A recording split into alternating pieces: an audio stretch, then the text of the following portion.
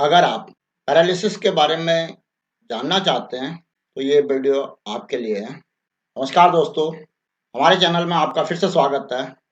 दोस्तों, मैंने brain stroke से संबंधित एक डिटेल्ड वीडियो बनाया था, जिसमें कि ब्रेन स्ट्रोक के कारण, कैसे ब्रेन स्ट्रोक पड़ता है, उसको क्या एक्शन आप लोगों ने लेना चाहिए ब्रेन स्ट्रोक पड़ने के बाद, और उसको प्रिवेंट करने के लिए क्या सावधानियां बरतनी चाहिए, इन सब के बारे में डिस्कस किया था पिछले वीडियो में, जिसका मैं इस वीडियो के डिस्क्रिप्शन में लिंक दे दूँ। दोस्तों, ये मेरा नेचुरोपैथी से संबंधित चैनल है, जो कि एक आम आदमी के नॉलेज के लिए बनाया गया है। मेरा डिस्क्लेमर है कि मैं स्पेशलाइज्ड डॉक्टर नहीं हूँ। दोस्तों, जैसे कि मैंने पहले डिस्कस कर चुका हूँ कि ब्रेन स्ट्रोक पड़ने के दो मेजर रीजन होते हैं। एक ब्लड वेसल्स में क्लॉटिंग होती है, दूसरी तरफ हेमरेज होता है। क्लॉटिंग एक छोटा सा ब्लड क्लॉट बनता है, जो कि इनसाइड द ब्रेन हो सकता है, आउटसाइड द ब्रेन हो सकता है, हार्ट से ट्रांसफर होकर के ब्रेन तक पहुंच सकता है। तो वो क्लॉट जब भी किसी ब्रेन के हिस्से में पहुंचता है, वहां पर वो ब्लॉकेज कर देता है और उसके वजह से पैरालिसिस का अटैक पड़ जाता है। और जिस भी हिस्से में वो ब्रेन के, यदि लेफ्ट ब्रेन को अफेक्ट करता है तो राइट साइड का बॉडी का पार्ट पैरालाइज हो जाता है। यदि राइट ब्रेन को अफेक्ट करता है तो लेफ्ट साइड पैरालाइज हो जाती है।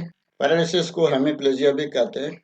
और एक साइड ये अटैक पड़ने की वजह से अक्सर लोग अपाहिज हो जाते हैं, डिसेबल हो जाते हैं, और वो या तो कुछ समय के बाद रिकवर भी हो जाते हैं, या जीवन पर्यंत उसी डिसेबिलिटी में जीवित रहते हैं।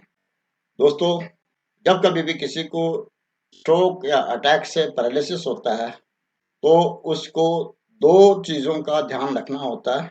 एक तो उसका खान पान का, और दूसरा उसकी एक्सरसाइज का।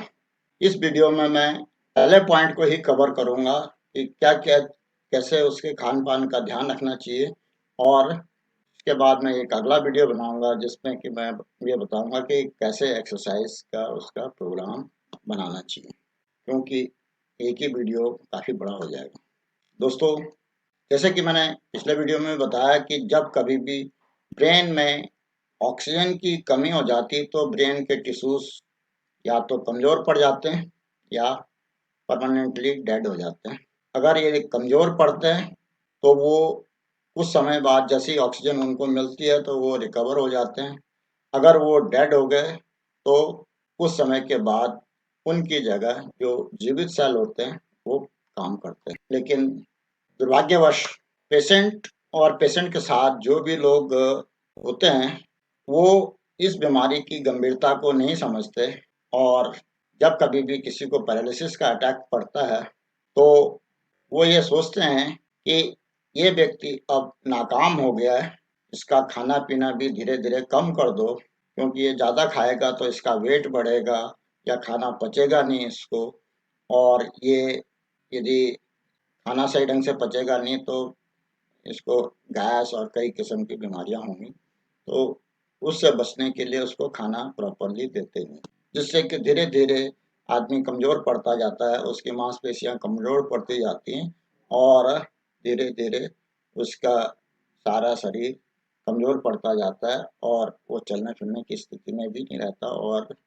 अंत में वो एक समय ऐसा आ जाता है कि उसको अपनी जान गंवानी पड़ती है। लेकिन मेरा एक मानना है और दृढ़ विश्वास है कि अगर पैरालिसिस के पेशेंट को खाने-पीने का सही व्यवस्था की जाए तो वो फुल्ली रिकवर हो सकता है। अगर फुल्ली रिकवर नहीं भी हो पाएगा तो 90%, 95%, इवन 99% तक पूरी तरह से रिकवर हो सकता है। तो जब कभी भी किसी को पैरालिसिस का अटैक पड़ता है तो उसके खान-पान का ध्यान रखना बहुत ज़रूरी है। और खाने के लिए डॉक्टर्स का मानना है कि जब कभी भी आदमी की मांसपेशियां कमज़ोर पड़ते हैं या ब्रेन के टिश्यूज कमज़ोर पड़ते हैं तो उसको अधिक से अधिक प्रोटीन की ज़रूरत पड़ती है, और फैट्स कम से कम लेने चाहिए। प्रोटीन में यदि कोई नॉन वेज है तो वो फिश खा सकता है और चिकन भी खा सकता है। रेड मीट को अवॉइड करना पड़ेगा। चिकन सूप के तौर पर भी लिया जा सकता है। फिश हफ्ते में 1 या 2 बार खा सकता है। फिश में ओमेगा 3 होता है जो कि ब्रेन के लिए काफ़ी लाभदायक होता है और ब्रेन टिश्यूज को रिवाइटलेट करता है, उनको दोबारा मजबूत बनाता है, उनको दोबारा स्ट्रॉन्ग बनाता है। अगर आप वेजिटेरियन हैं तो वेजिटेरियन के लिए प्रोटीन का सबसे बड़ा सोर्स है दालें। छिलके वाली दालें प्रोटीन के सबसे बड़ा सोर्स है। तो उसको 1 कटोरी दाल सुबह शाम दोपहर देनी जरूरी है ताकि उसको भरपूर मात्रा में प्रोटीन मिल पाए।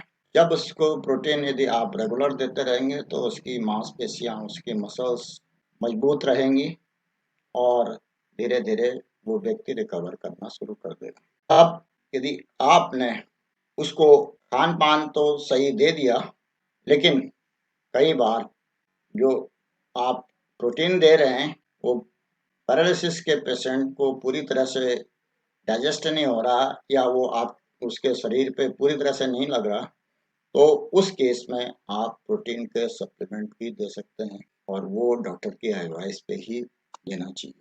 जब कभी भी आदमी को पैरालिसिस का अटैक पड़ता है तो वो बेड रिडन हो जाता है और उसको धूप से एक्सपोजर नहीं होता, उसको बाहर निकलना उसका कम होने की वजह से उसमें विटामिन डी की कमी भी बहुत तेजी से आ जाती है।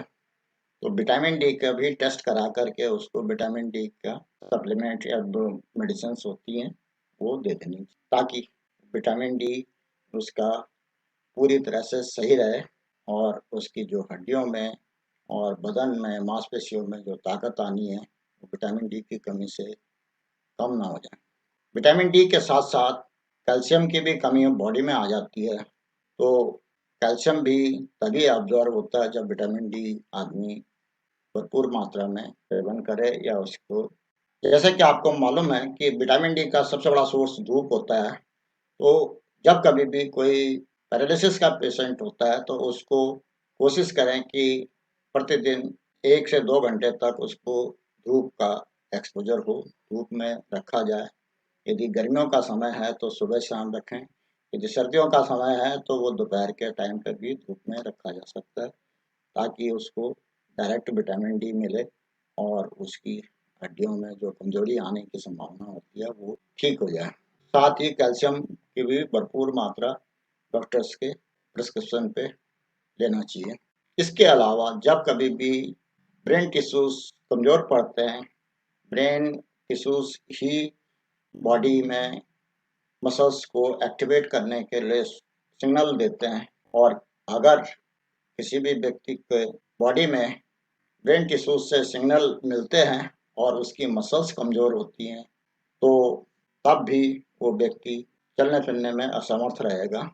और मसल्स को मजबूत करने के लिए न केवल खान पान का ही ध्यान रखना चाहिए बल्कि विटामिन बी 12 का भी सेवन करना जरूरी है डॉक्टर के प्रिस्क्रिप्शन के हिसाब से, क्योंकि विटामिन बी 12 आदमी की मसल्स को मजबूत करता है, एक्टिवेट करता है और मसल्स में होने वाले पेन को भी कम करने में मदद करता है। उसमें जो इन्फ्लेमेशन होता है, यदि मसल्स पैरालिसिस के पेशेंट के मसल्स जब काम करनी शुरू करती हैं तो उन पर ज़्यादा प्रेशर पड़ता है, तो यदि विटामिन बी 12 का सेवन करता रहता है तो उनमें धीरे धीरे ताकत आनी शुरू हो जाती है।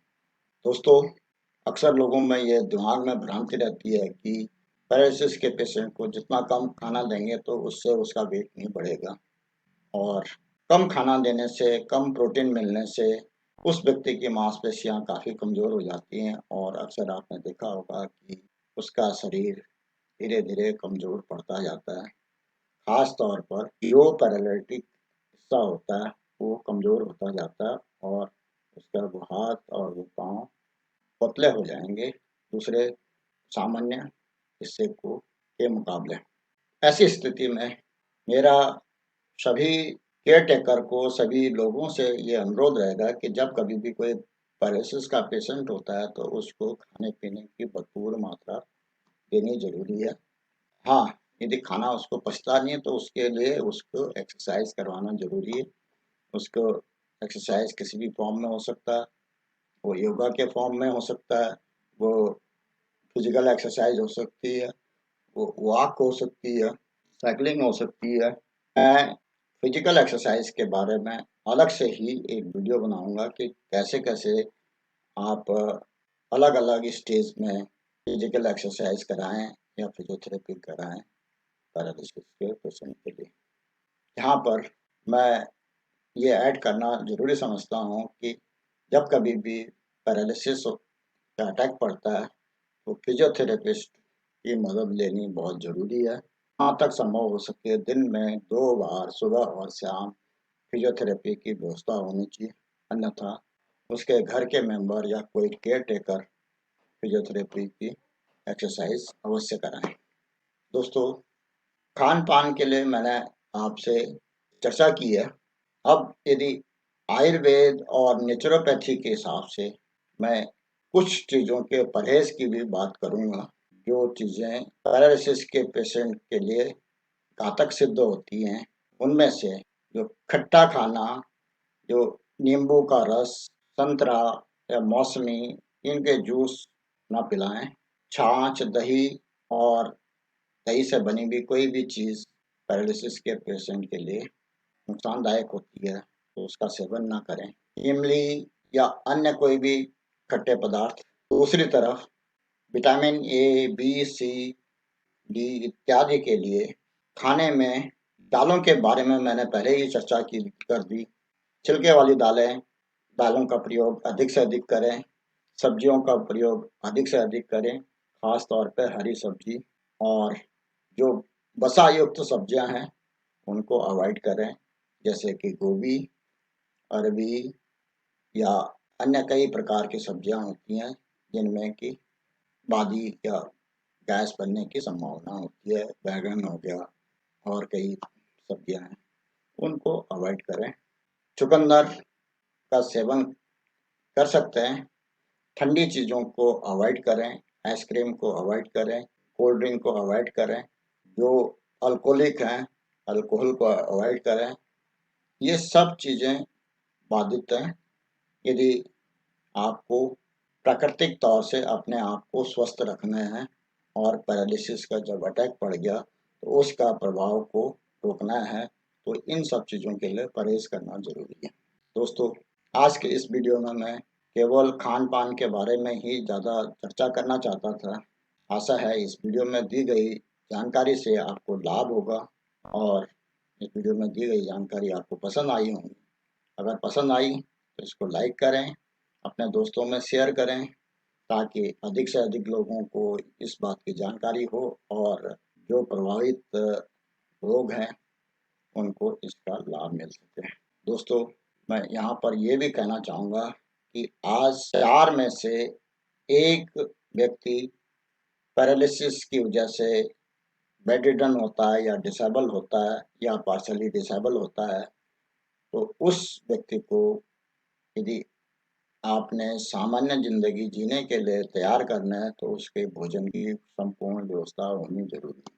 दोस्तों, मेरा ये channel healthy living with Ayurveda, naturopathy and yoga के नाम से है और इस चैनल में मैं जो भी बात करूँगा एक सामान्य व्यक्ति के लिए प्राकृतिक तौर पर आयुर्वेदा के द्वारा या योगा के द्वारा कैसे अपने आप को स्वस्थ रख सकता है और अपनी जीवन शैली को कैसे ठीक कर सकता है, अपने जीवन की उपयोगिता कैसे बढ़ा सकता है, उसके बारे में ही मैं चर्चा करता रहता हूँ। अगर इस प्रकार की जानकारी चाहते हैं तो इस चैनल को सब्सक्राइब करें, साथ ही नए-नए वीडियो के लिए बेल आइकन दबाना न भूलें। वीडियो को अंत तक देखने के लिए धन्यवाद। जय हिंद, वंदे मातरम।